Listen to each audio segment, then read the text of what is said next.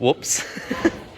Well, I came to Thames to work on the RX-7 and we've now picked up an Evo 1, genuine Evo 1 project. This thing was basically abandoned and it's been sitting for, I'd say, the last 6 years. But yeah, as you can see, she is pretty rough, but this thing was crazy cheap, especially for 2022 prices. But it actually looks like it's got good bones, so this is the first time we're having a look at it, and apparently it's got a lot of goodies actually. What we've been told is it's got a built engine, it's got forged internals, CP pistons, JE pistons. JE pistons, and what rods, can't remember. Didn't say. Unknown. So yeah, I guess we're gonna have to pull the sump off and have a look and see what we're working with. Also, we've finally got merch again. By the time this video is up, the merch will be live and we'll do our normal pre-orders for probably a week only. Get in quick. The new designs are so sick and we're going for a better quality hoodie and shirts, so it's going to cost us more and the packaging is going to be better and everything. I don't know about you, but it's winter and most of my hoodies have gotten a bit worse for wear because I keep using them to work on cars. If you do want to support us and buy some merch, it would be much appreciated. Hopefully it can somewhat fund our drift week because that is going to be crazy expensive. Link will be in bio and go check it out. James has actually been looking for one of these for a little bit now because if you don't know, he's actually got a lot of parts for Evos from back in the day, back in your early 2000s day. Heyday. That's going to make it helpful to do this thing. Now this came from the West Coast. I recently drove down the West Coast and it's a place you wouldn't expect modified cars, so it's quite surprising this came from down there. Yeah, I guess it's going to be a good project nonetheless, and the price, you know, reflects it. It is rough. It's still very cheap in today's times. What do we look at first? Should we show them the broken gearbox? Oh yeah, may as well. So obviously it's got surface rust here, but it is just surface by the looks of it. I don't know what's going on there. Someone's obviously tried to do something with it. Well, they've tried. It's got primer and... They've primed over shiny paint. Oh, lovely. Mean. The box, it looks like the shaft has tried to come out the side of the box. Nice. Boot full of goodies. Yeah, good thing you've got spare parts. Shit. Oh look! Clear coat! Oh, we'll use that. We'll use that. It's at the right place anyway. So it was originally black, isn't it? Yeah. Yeah. XO8 is the paint code. So yeah, you can see it inside the door jambs there. Interior's not too bad, missing... Well, No, I think it's that's- not really missing much actually, I don't think. That's all there. Got a harness. She's been rally spec. Shit, should we rear-wheel drive it? Well, this is a big moment. Should we see what's under the bonnet? Dumb blow-off valve there. Oh yeah. So, aftermarket manifold, bigger turbo, no idea what it is. It looks like a cheap Chinese one. Tile gate. So, it's got a custom intake as well. So obviously someone's tried to do stuff with it. Done a little bit on it. Whether it's been done good or not, who knows? Honda radiator. Oh, half-size radiator. It's a drag car. Oh, must be dragged into the dump. So unsure what's been done in the head. I don't think there was anything. We didn't get told there was anything done to the head. No, to be honest, I don't think the guy that we bought it off knew too much about it. Oh, should we whip that valve cover off and see if we can see anything? Yeah. Ooh, he's got some HKS adjustable cam gears there. Ah, those look like bigger cams. Ooh, goodies. Valve springs. ARP head studs. Titanium retainers. This is looking good. Now, what's that? BC 101. Oh yeah, so it must be BC cams. Woo! Oh, well, that's a good sign. She's going to have some chop to her idle. The engine's going to come out anyway because, if you don't already know, you could probably already assume, but this is going to get basically restored much like the RX-7 is. So basically rip it down to basically a bare shell, I guess, and give this thing a huge makeover. So at the same time, pull the sump off and see what's going on in the bottom end. But I guess it's asking for 400 kilowatt. Oh, I reckon. Oh, it's got a bit of a lobster back going on there. No idea what that manifold is. When you put big turbos on these things, it's hard to get the exhaust away from the alternator and the oil filter housing. But they're easy to do oil changes on. So yeah, you can tell it's just been sitting for ages. Apparently it runs, and it runs okay. I think it's got a stock ECU, which is very strange because if this is... It's got a gizmo chip ECU. Oh, is it chipped? Yeah. It's just sitting on the passenger floor. So that's interesting. I don't know how it would have been built with cams and stuff on a chipped ECU. Seems a bit concerning. Spaces out of the fuel rail are all missing. Oh, that's nice. No spaces for the fuel rail there. So those injectors are definitely nothing too special. So James is actually quite the Evo specialist, I guess you could say. He's had a few in his time. I wouldn't say specialist, but Oh. I know my way around a 4G. He knows a thing or two, and I've never had an early Evo myself, but I've had obviously quite a few later ones. So, and I worked at Mitsubishi, so I know enough, I guess. Can't exactly see what clutch it is, but just yeah, the way it's like it just looks very weathered. Like it's just been sitting for years and years. Another set of coil packs. These fail, these don't, and the cam angle sensor fails on them. Good old 4G CAS. One of the most common problems. Been stuck on the side of the road like that before. So what do you reckon? 400 kilowatt build then? 401. So when this popped up for sale, I instantly told James and I said, like, this is bloody cheap. And even he said, that's cheap. And he didn't really do much about it. And I basically said to him, like, you probably can't sleep on this because it's going to sell quick. And James, who was selling it, was getting spammed with messages, people wanting to transfer him money instantly, even offering more to pick it up. Thankfully, he held it for us, knowing that we weren't going to mess around and, you know, we're going to do good things with it. James has been thinking, and what the plan is, he might put his stuff that he's got for his ute onto this car because a lot of his parts are quite outdated now, but still, you know, good enough for good power and will do the job. So they got Garrett. Yeah, 3582 with Yeah. a 0.63 rear housing, so it's better suited for a like a smaller 2 litre engine. And then you'll just upgrade new stuff for... Yeah, when I do the ute, I'll probably go smaller on the ute. Yeah. It's a bit more responsive, and And what your link as well, yeah, I'll put put this- I'll put the link in this, and I'll probably just do a complete wiring unit for the ute. Yeah, it's already looking bright. This car's obviously going to get a big makeover, and all going well, once it's all back together and gets a tune, it should make some pretty good power. Hey, I found the injectors out of it. What's going on there? What's that nagginess? Uh, No. Don't know what Where it's that caught is. fire. Yeah. What the f those? Well, They're big, whatever they are. yeah, these look better than what's in there at the moment because those look like 500cc-ish, you reckon? 510s. They almost look like the Subaru yellow ones. But yeah, this is like, you probably can't see it properly on camera, but the seal's all squashed by the rail. Like this rail is not suited for these injectors. It's just all the bads. Another thing I've just seen, which is no good, is it's got a lightened alloy crank pulley. For anyone that knows, those are a bad time. It's about $100 worth of fittings right there. Oh, look at the size of that one. It's like a dash 14 or something. Jesus. You could use that for a radiator hose.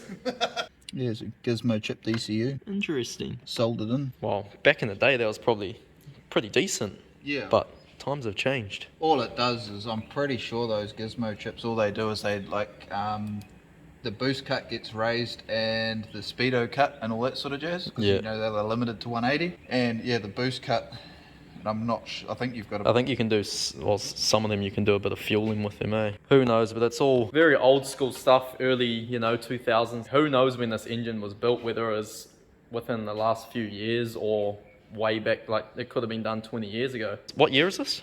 90, it'll be 92 or 93. I think it was imported in 99. So yeah, it's still in the system and everything, but obviously it's not legal. It should be pretty easy to get up to scratch. Don't count your chickens before they hatch. What's it like under there?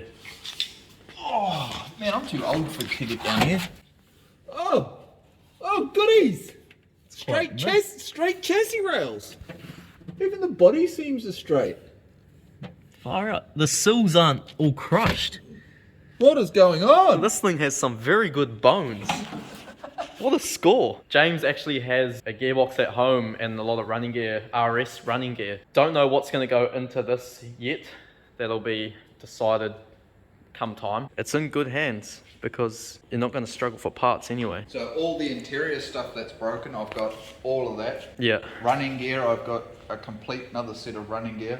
Wiring loom, the body loom as well as the engine loom, I've got another set of that.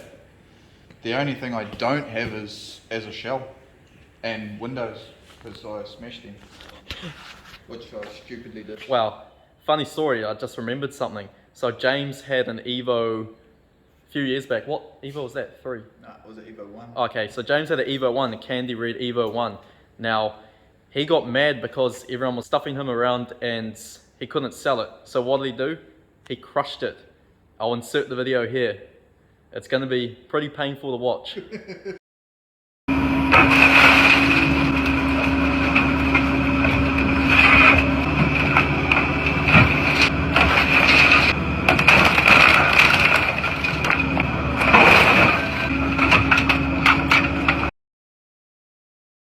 Missing bolts out of the bloody... How did that not cause an air leak? Yeah, there's a lot of half-price stuff done on it, but it's all, you know, easy fixes. I thought the RB guys were better, but I'm thinking the Mitzi guys are worse. Well, it wasn't much better on the RX-7 either. I think it's just a case of, you know, like I said before, all these cars were built way back in the day when they were dirt cheap and people didn't want to go crazy on them and spend big money on them. Now that they're expensive, people are starting to do stuff properly because I guess it's worth doing it and they're realizing that it's going to be worth a lot more in the long run. Times have changed. The trouble is when I was doing cars as a teenager, like my cars were tidy, like you could have taken them to a show, there was no mismatched nuts and bolts, they were good. Like now that I see all this stuff, I'm like, man, it's a bit disappointing. My generation was stuffed, didn't have enough bolts for the car. Instead of, you know, just going down to Bunnings or Mitre 10 and buying a handful of bolts. Was Bunnings even around back then? Probably not. Nah, but no, you went to Mitsubishi and you bought a bucket full. Yeah.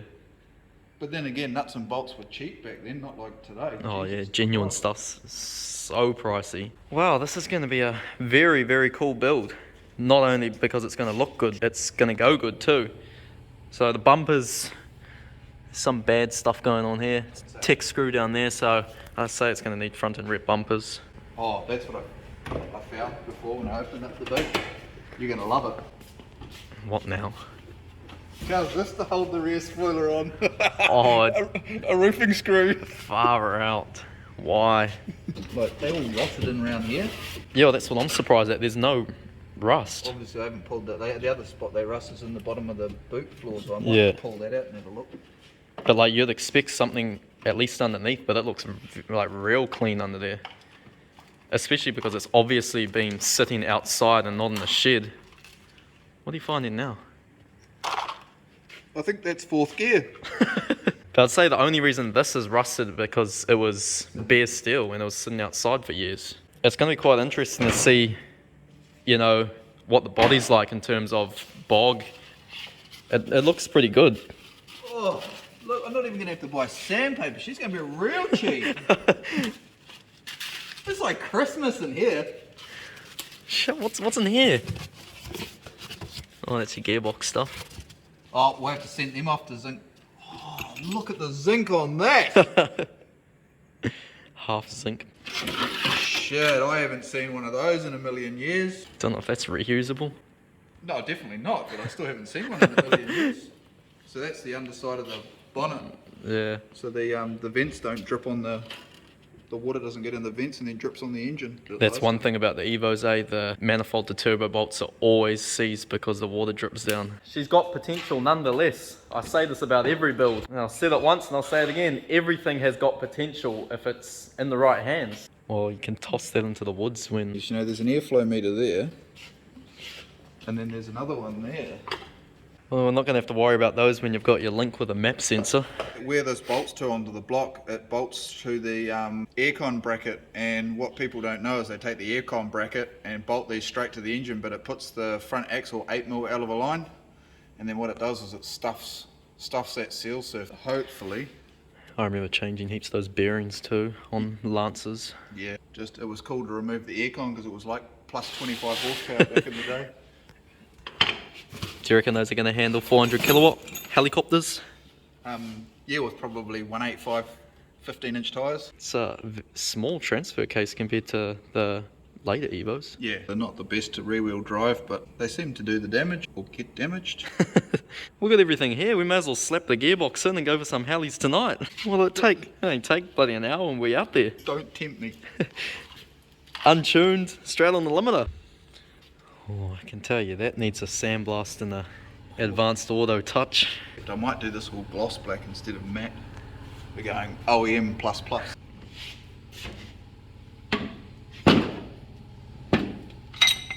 Oh, she's perfect. No wear on it at all. So over time these things rust. The teeth wear out from the transfer case. And normally that's half the reason why they don't drive, is because the teeth have all been stripped off. No bog there. No bog there. No bog there. Shit! She is straight. Holy shit. Oh, mate. Actually, it's just a really good magnet, I think. Oh, nah. That's a bit thicker. Oh, bog. Oh, alloy bonnet. Sounds like... Oh, my happy camper. What a score. Doofs. Oh, she's got the big doofs. Big doof. Back in the day, would have been doing mainies for doofs cranking. What are you checking for? Rust. Rust in the boot floor. Oh, no way. Mint. There's not even surface rust. Winner, winner, chicken dinner. Fucking more tech screws. I'm loving this. It's like automotive archaeology. I definitely will be with that bloody Chinese turbo. I might leave that there. Just a reminder. So what, people think you're like a racer and your car's not fast and then you burn them off for 400 kilowatt. 401 kilowatts. Or you may as well just go for 420. How far do we go? The RX-7 was just supposed to be a quick respray and look what's happened now. Yeah, but you know how I feel about these things. I'm a little bit... Are they your thing? I'm going to fall in love. Well, you have been looking for a little bit now, eh? Yeah, probably nearly a year and a half. James actually mentioned it to me probably a couple of months ago now, and we were talking about trying to find one, and I was talking about trying to find one in Japan. I was looking over there, and like even over there were some cheap ones compared to here. Like these things are stupid expensive now, but they're still quite a bit compared to what this costs. Like you just do not see them this cheap. Like this thing was cheap. It's the code for the one with the front LSD in it. Ooh, we're gonna have to pull that apart and see what good is in there too. I can see like a bare bones strip every nut and bolt happening. You're not telling me this is going to go on the rotisserie? This is going on the rotisserie. Underside, like polished to perfection. Wow, there you go. Watch the space. Telltale sign, you can tell it's an Evo. They've got bracing in the struts. And what GSRs and Lancers don't. GSR and Lancers don't. The other thing is all Evo 1s and some Evo 2s had bronze tint windows, not green tint windows. You know your stuff, eh? RSs had no rear window wiper, but the GSRs and the Evos had rear window wipers. The RSs had a aerial in the top of there. The GSRs had, and GSR and the Evo, the GSR Evo had the aerial in the back guard. They had an electric one.